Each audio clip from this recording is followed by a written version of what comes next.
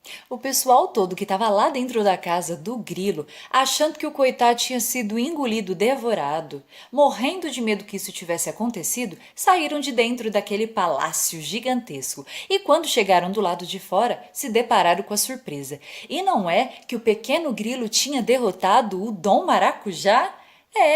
Aí o pai resolveu então, antes que os olhos do Dom Maracujá se apagassem, pegar um pouquinho do fogo que tinha lá para poder acender a fogueira e fazer o tal do delicioso churrasco. Só que dessa vez eu acho que eles aprenderam a lição. Eles fizeram um churrasco e dividiram com todo mundo. Bom, eu inclusive fui convidada para esse churrasco, que aliás eu vou ali e volto já. Toma suco de maracujá! Se essa história é verdade, eu não sei.